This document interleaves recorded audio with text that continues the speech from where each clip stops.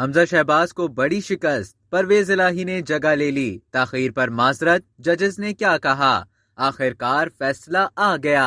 Supreme court of Pakistan نے وزیر اعلیٰ پنجاب کے انتخاب میں ڈپٹی اسپیکر پنجاب اسمبلی کی رولنگ کے خلاف پرویز الہی کی درخواست منظور کرتے ہوئے ڈپٹی اسپیکر کی رولنگ کالعدم قرار دے دی۔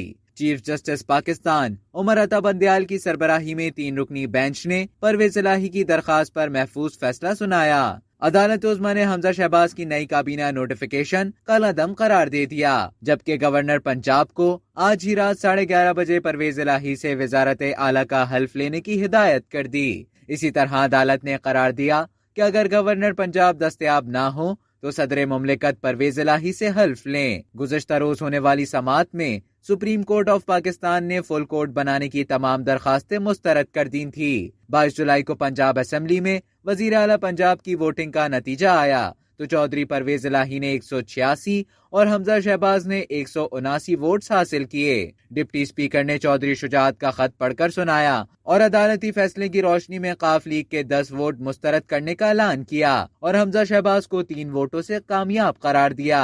حمزہ شہباز 3 ووٹوں کے فرق سے پنجاب کے وزیر اعلیٰ برقرار رہے تھے۔ آج سپریم کورٹ نے وزیر اعلیٰ پنجاب کے انتخاب میں ڈپٹی اسپیکر پنجاب اسمبلی کی رولنگ کے خلاف پرویز الہی کی درخواست منظور کر لی۔ اب تک کے لیے اتنا ہی۔ مزید خبروں اور نیوز اپڈیٹس کے لیے ڈیلی جنگ کے یوٹیوب چینل کو سبسکرائب کریں اور فیس بک کے پیج کو لائک کرنا نہ بھولیں۔